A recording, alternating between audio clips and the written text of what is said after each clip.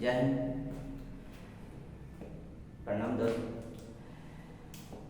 आज हम लोग सीडीपी का सेकेंड क्लास लेकर आए हैं।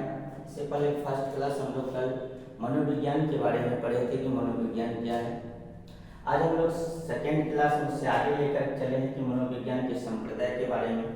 इससे पहले हम लोग क्या पढ़े थे इसके बारे में थोड़ा बहुत रिवाइज कर लेते हैं। इससे पहले मनोविज्ञान को माना गया था कि 16वीं शताब्दी में कि यह आत्मा का विज्ञान है। कुछ दिनों के बाद फिर इसको खंडन कर दिया गया। इसको मानने वाले थे अरस्तु थे, प्लेटो, डेकार्टेस एवं समस्त यूनानी थे। फिर इसके बाद जो है खंडन करने के बाद बोला नहीं, मनोविज्ञान जो है आत्मा का विज्ञान नहीं है, ये मन या मस्तिष्क का विज्ञान है। ये मन या मस्तिष्क का विज्ञान है। कुछ दिन बोला नहीं, मन और मस्तिष्क का विज्ञान भी कैसे हो सकता है, इसको भी खंडन कर दिया गया। और सर खंडन करने के बाद 19वीं शताब्दी में चेतना का विज्ञान माना गया और उसको भी अंत में खंडित कर दिया गया और बोला नहीं, ये व्यवहार एवं अनुभूति का विज्ञान है। और अंत में ये आज हम लोग मानते हैं 20वीं शताब्दी से आज चलते आ रहा है और इसको हम लोग आज मानते भी हैं। तो आगे हम लोग पढ़ते हैं कि मनोविज्ञान के संप्रदाय क्या है। सेट ऑफ साइकोलॉजी, इसको हम लोग स्कूल ऑफ साइकोलॉजी भी कह सकते हैं। सेट ऑफ साइकोलॉजी जिस प्रकार से इसमें हम लोग पढ़ते हैं, पहला स्कूल इसका क्या है, मनोविज्ञान संप्रदाय के जो स्कूल है ये 8 स्कूल थे। कितने स्कूल थे? 8 स्कूल में विभाजित थे। 8 स्कूल के बारे में बताया गया। जैसे शुरुआत में कुछ पढ़ने के लिए स्कूल बनाया गया तो सबसे पहला स्कूल जो था ये संरचनावाद स्कूल था, स्ट्रक्चरलिज्म। ये first school of psychology, psychology का पहला स्कूल माना जाता है संरचनावाद। यह स्कूल का उद्घाटन जो 1892 ईस्वी अमेरिका में कॉर्नेल यूनिवर्सिटी के नाम से जाना जाता है। अमेरिका में कॉर्नेल यूनिवर्सिटी है जिसमें संरचनावाद स्कूल का निर्माण हुआ था और 1892 ईस्वी में इस स्कूल का उद्घाटन यानी फाउंडेशन कौन है, इसको बनाने वाले जो थे एक टीचर थे जो विलियम वुंट के शिष्य थे। विलियम वुंट के शिष्य थे जो इस स्कूल का निर्माण किया था, जिसका नाम था टीचनर ने शुरू किए थे। जब कभी भी आप लोगों का एग्जाम में क्वेश्चन आए कि संरचनावाद स्कूल का निर्माण किसने किया, उसका जनक कौन है, तो टीचनर मारना। अगर कभी टीचनर के जगह पर विलियम वुंट भी दे सकते हैं तो विलियम वुंट मार सकते हैं। अगर दोनों रहे तो आप लोग विलियम वुंट को नहीं टीचनर को मारना, क्योंकि टीचनर ने इसका शुरुआत किए थे। इसका कहना था, टीचनर का कहना था कि इस संरचनावाद में किस चीज का अध्ययन होती थी, तो अंतर निरीक्षण होता कि आपके अंदर मन में अंतर आत्मा में क्या चल रही है, उसके बारे में इसमें अध्ययन किया जाता है। कि आप कभी ऐसे होते हैं कि गोलगप्पे खा रहे हो और गोलगप्पे का आपको मन में अध्ययन कीजिए, संरचना कीजिए कि आप अपने अंदर से आंख मूंद करके वो गोलगप्पे कैसा है, तो आपको लगेगा कि नहीं, मेरे गोलगप्पे बहुत बड़े बड़े थे और उसमें बहुत अच्छे से दिए हुए थे, मुझे खाने में बहुत अच्छा लगा। किसी का गोलगप्पा आपको लग रहा था छोटा है। जो जैसा संरचना, जैसी बातें सोचेंगे अपने मन में, उसके जैसा उसके अंदर संरचना बनेगी। तो बोला कि ये चेतना का स्वरूप सभी का अलग है। बाद में इसको भी खंडन कर दिया गया, बोला नहीं, ऐसा कैसे हो सकता है, अनिश्चित मन की कैसे कॉन्शियस माइंड करेंगे, तो चेतना का स्वरूप सभी का अलग अलग हो सकता है। अलग अलग इसका हम अध्ययन कैसे करेंगे। इस स्कूल बोला ये स्कूल बकवास स्कूल है, ऐसा स्कूल बेकार है। इसको छोड़ने के बाद दूसरा आया प्रकाशवाद जो फंक्शनलिज्म। इस स्कूल में बोला कि नहीं, हम जो चेतना का तो नहीं होगा, यानी इसके बाद चेतना किस तरह का कार्य करती है इसके बारे में हम पता लगा सकते हैं कि चेतना कार्य कैसे करती है, उसके बारे में हम पता लगा सकते हैं कि हमारे मन की जो चेतना होती है, माइंड की जो संरचना कैसे काम करते हैं, हमारा माइंड कैसे किस वातावरण में कौन सा कैसे एडजस्ट कर लेता है, उसके बारे में हम पता कर सकते हैं, उसके बारे में अध्ययन कर सकते हैं। तो चेतना किस तरह कार्य करती है, यह आपका माइंड वातावरण के साथ कैसे कैसे एडजस्टमेंट में किस तरह काम करती है, जो इसके बारे में पता कर लेता है। इसको मानने वाले जो इसका सपोर्टर थे William James, John Dewey angel, ये सभी इसको प्रकाशवाद को मानते थे कि ये प्रकाशवाद स्कूल में ऐसा अध्ययन किया जाता है, ये सत्य है, ये सभी इस स्कूल को मानते थे। उसके बाद आया व्यवहारवाद, बिहेवियरलिज्म। इसमें था कि व्यवहारवाद में था कि कोई भी चीज जो है व्यवहार जिसका जैसा होगा उसके अनुसार से हम उसका अध्ययन कर सकते हैं, व्यवहार से उसके बारे में हम पता लगा सकते हैं कि ये क्या हो सकता है, आगे में कैसे बनेंगे, तो व्यवहार से इसका अध्ययन किया जा सकता है। तो व्यवहारवाद का शुरुआत 1913 ईस्वी में वाटसन ने किया था। किसने किया था? वाटसन ने किया था इसका व्यवहार। इसमें जो अध्ययन किया था व्यवहारवाद, स्कूलों में जो अध्ययन होती थी किसकी होती थी? व्यवहार का अध्ययन किया जा सकता था।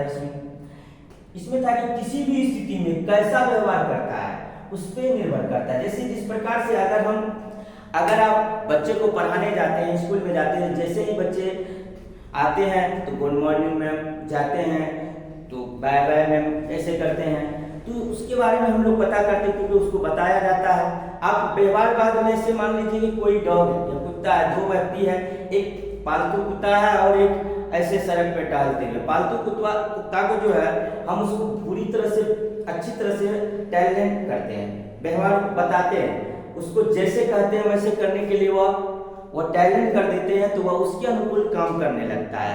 ये हो गया व्यवहारवाद। एक कुत्ता जिसको टैलेंट नहीं किया जाता है तो वह अलग प्रकार के व्यवहार करते हैं, वह आपकी बात को समझ नहीं पाता, उसी को बार बार अगर किसी करते हैं तो वही होता है इसमें व्यवहारवाद में, उसी का अध्ययन किया जाता है। इसका सपोर्टर थे, इसको मानने वाले जो थे फाउंडर कौन से थे? वाटसन थे, स्किनर थे, मन थे, क्रो एंड क्रो, थर्डाइक, ये सभी मानते थे कि व्यवहारवाद में हम किसी भी चीज को बदल सकते हैं, कोई भी चीज व्यवहार से हम उसका बदल सकते हैं। तो व्यवहारवाद में था हेरिडिटी से ज्यादा एनवायरनमेंट में आपके व्यवहार को प्रभावित कर सकता है। मतलब इसमें जो है वाटसन जो है स्किनर था, जो इसमें पढ़ाई होती थी कि आपके अनुवांशिक गुण से ज्यादा बोला कि आपके वातावरण, आप जिस माहौल में रहेंगे उस तरह से आप बन सकते हैं। इसने वाटसन ने कहा कि आप मुझे 1 दर्जन बच्चे दीजिए, आप उसको जैसे बनाने के लिए सोचिएगा, जैसे आप कहिएगा बनाने के लिए हम उसे उस तरह से बना देंगे। इसने कहा कि आप उसको चाहिए इंजीनियर बनाने के लिए, चोर बनाने के लिए, तो मैं चोर बना सकता हूँ, सिपाही बना सकता हूँ, डॉक्टर बना सकता हूँ, इंजीनियर कुछ भी बना सकता हूँ, उसको मैं उस माहौल में ढालकर वैसा बना सकता हूँ। इसने वाटसन ने ज्यादा हेरिडिटी से ज्यादा यानी इन्वायरमेंट पे ये ज्यादा जोर दिया कि इन्वायरमेंट जैसा होगा, माहौल जैसा होगा, बच्चे वैसे बनेंगे, क्योंकि हम लोग बच्चे को का अध्ययन करते हैं। अब दूसरा आया, अगला स्कूल आया चौथा की मनोविश्लेषण, साइको एनालिसिस। तो मनोविश्लेषण में क्या होता है? इसका लेखक था, इसका निर्माण दाता था सिगमंड फ्राइडे। इसका जनक किसको माना था? सिगमंड फ्राइडे का। इसमें था कि व्यक्ति का असमान व्यवहार का कारण अचेतन मन होता है। इसमें जो मनोविश्लेषण में अध्ययन किया कि जो व्यक्ति के असमान व्यवहार का कारण किस कारण से होता है? अचेतन मन से होता है, अनकॉन्शियस माइंड के कारण होता है। तो ये क्यों होता है ऐसा? इसमें सभी व्यक्ति का अलग अलग अपना अपना एक व्याख्या होता है, अपना अपना व्याख्या करता है। जैसे कि अनकॉन्शियस ब्रेन माइंड स्ट्रक्चर का तरीका होता है, अलग तरीका होता है। जैसे सम्मोहन करना, कोई भी चीज, कोई व्यक्ति दो व्यक्ति के साथ बात कर रहा है, उसको किसी को एक बोलने की पूरी तरह से मतलब सम्मोहन कर रहा है तो अलग होता है। ये मुक्त सहचर विधि होता है कि कोई व्यक्ति की अगर बात को आपको जानना है तो उस व्यक्ति को पूरी तरह से छूट दे दीजिए, आप बोलने के लिए उसको दीजिए, मौका दीजिए बोलने का, आप उसके बारे में जान सकते हैं। एक होता है स्वप्न व्याख्या करना, ड्रीम इंटरप्रिटेशन। तो इसमें स्वप्न व्याख्या में होता है कि आप कभी कभी स्वप्न देखें, तो कोई बताया कि आपने कैसा स्वप्न देखा। अगर ऐसा स्वप्न देखा कि आपने कभी ऐसे स्वप्न देखा कि आपने काला नाग को देखा और आपके ऊपर नाग जोड़े हुए हैं और पूरी तरह से वो आपको कुछ नहीं कर रहे हैं और अच्छे से जा रहे हैं, तो आप कहेंगे कि ये सब जो है भोला बाबा का आपके ऊपर कृपा है। अगर वही सर को देखें कि आप आगे आगे भाग रहे हैं, पीछे पीछे आपको सर खिदार रहे हैं, तो लोग ये बोलेंगे कि सपने की आपको आपका दुश्मन खिदार रहा है, आपके दुश्मन आपको पछा रहे हैं, इसलिए आप सचेत हो जाइए। इस तरह से आपका सपने का व्याख्या कर सकते हैं। सपने देखते हैं तो लोगों के पास बोलते हैं तो ये व्याख्या होता है। तो ये मनोविश्लेषण होता है, मन की बात को विश्लेषण करता है, विशेष बताते हैं कि आपके मन में क्या चल रहा है, आपकी विशेष क्या होती है। उसके बाद आता है 5वां स्कूल आया मानवतावाद स्कूल। मानवतावाद स्कूल का जनक जो था, इसमें कौन कार्य किया इसके लिए? एक था कार्ल रोजर्स और अब्राहम मस्ले। दूसरा एक अब्राहम मस्ले और कार्ल रोजर्स के द्वारा ये मानवतावाद स्कूल खोला गया। मानवतावाद स्कूल में कहा गया कि इसमें यह कहा गया कि जितने भी व्यक्ति होते हैं सबके अंतरात्मा में सिद्धि का मौका मिले, जो प्रत्येक व्यक्ति खुशहाल जीवन, मतलब इसमें था कि प्रत्येक व्यक्ति को आत्मा सिद्धि होना चाहिए, खुद पे उसको छोड़ देना। कोई बच्चा अगर कह रहा था कि हम चाह रहे थे कि इंजीनियर बनना चाह रहे थे, लेकिन मुझे नहीं, कुछ ऐसे व्यक्ति आकर माहौल में जकड़ दिया जिस कारण से हम इंजीनियर न बन के, जबकि मेरे अंदर काबिलियत था। इसीलिए मानवतावाद स्कूल ये कहता है कि कोई भी व्यक्ति की अपनी अंतरात्मा सिद्धि होती है, उसकी अपनी पहचान होती है, उसे काबिलियत को पहचानने की मौका दीजिए, उसको देखिए कि वह क्या करना चाहता है, वह कैसे अपने जीवन बना सकता है। इसलिए कोई भी बच्चे पे ये दबाव मत डालिए कि तुमको वकील ही बनना है, डॉक्टर बनना है, इंजीनियर बनना है, ये चीज मत कीजिए।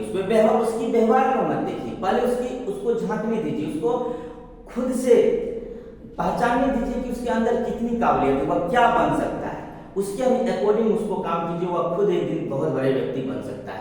अगर उस पर बोझ डालिएगा कि तुमको यही करना है, तो वह संभव नहीं हो सकता है, ऐसा बन सकता है। इसलिए प्रत्येक व्यक्ति को सेल्फ एक्चुअलाइजेशन होना चाहिए, यानी आत्मसिद्धि का मौका देना चाहिए, आत्मसिद्धि का मौका मिले और प्रत्येक व्यक्ति खुशहाल जीवन व्यतीत करे। ये इस मानवतावाद का स्कूल का कहना था, इसका अध्ययन हो रहा था, इसी के बारे में। अब है दूसरा छठा स्कूल आया गेस्टाल्ट मनोविज्ञान, गेस्टाल्ट साइकोलॉजी। इसमें ये इसका बना गया था 1912 में। इसका फाउंडर था मैक्स वेर्नियर जो थे इसका निर्माणदाता थे। और इसका कहना, इसका को फाउंडर जो था, इसके साथ में काम जो किया था उसको को फाउंडर कहते हैं। कोहलर थे, कोपका थे, पोर्ट लैब, ये सभी इसके सहयोग थे। गेस्टाल्ट का अर्थ होता है कि गेस्टाल्ट का कहना था कि जर्मन शब्द है। गेस्टाल्ट कैसा शब्द है? एक जर्मन शब्द था जिसका अर्थ है होल, यानी समग्र, पूरी तरह से समग्र या संपूर्ण इम्पोर्टेंट। इसका कहना था, गेस्टाल्ट का कहना है कि कोई भी चीज, कोई भी शब्द, अगर आपको किसी भी चीज का निर्माण करना है या कोई भी चीज का फैसला करना है, तो पहले उस बात को पूरी तरह से समझो, उस बात को पूरी तरह से तुम जानो, तब उसका फैसला लो, तब उसके अनुसार कार्य करो, उस पर क्या करना है और आगे चल के ये कैसे करेंगे, जो ये निपटा है। जब तक उसका पूरी तरह से नहीं जानते हो तो उस पर कोई कार्य मत करो। इसका गेस्टाल्ट मनोविज्ञान का कहना है, उसमें यह अध्ययन किया जाता है कि जिसका अर्थ होता है समग्र, यानी समग्र या संपूर्ण, इंपोर्टेंट होता है, सबसे महत्वपूर्ण माना जाता है। ये महत्वपूर्ण होता है, गेस्टाल्ट मनोविज्ञान के अनुसार से ये कहा जाता था। मनोविज्ञान के संप्रदाय, इससे पहले हम लोग 6 पढ़ चुके। 7वां पे आते हैं संज्ञानवाद। 7वां स्कूल का क्या नाम है? संज्ञानवाद। संज्ञानवाद का मतलब होता है कि आप ज्ञान का जो अर्जन करते हैं वह कैसे करते हैं, आप कैसे कोई चीज को याद करते हैं, कैसे समझते हैं, इसके बारे में इसमें अध्ययन किया जाता है। तो इसका संज्ञानवाद का जो निर्माता थे, जो निर्माण करने वाले थे, जनक माना जाए, बोर्नर थे और जॉन मिलर, ये दोनों ने मिलकर संज्ञानवाद स्कूल का निर्माण किए। अब इसमें क्या था कि मानसिक क्रिया का अध्ययन करना होता था कि आप मेंटल प्रोसेस क्या होता है, आपका माइंड में जो कोई भी चीज समझते हैं, आप कैसे समझते हैं, कैसे उसका अध्ययन करते हैं, इसके बारे में ये प्रोसेस बताते थे कि कैसे होता है। इसमें क्या होता है, आप कैसे सोचते हो, समझते हो, याद करते हो, या समस्या का समाधान आप कैसे करते हो या कैसे करते हो, इसके बारे में इसमें इसका अध्ययन क्या करते थे। यह संज्ञानवाद जो था दिमाग को कंप्यूटर की तरह मानता था कि दिमाग जो माइंड जो है एक कंप्यूटर है, इसमें हर चीज प्रोसेस किया जाता है। अब है अंतिम सबसे इम्पोर्टेंट और महत्वपूर्ण स्कूल थे ये रचनावादी या निर्मितवादी, यानी कॉन्स्ट्रक्टिविज्म। इसका कहना है कि रचनावादी बच्चे, जो हम लोग छोटे बच्चे के बारे में अध्ययन करते हैं, छोटे बच्चे के बारे में पढ़ते हैं, इसके लिए पढ़ते हैं, तो वह जो होता कहता रचनावादी होते, बच्चे जो होते वह रचनावादी।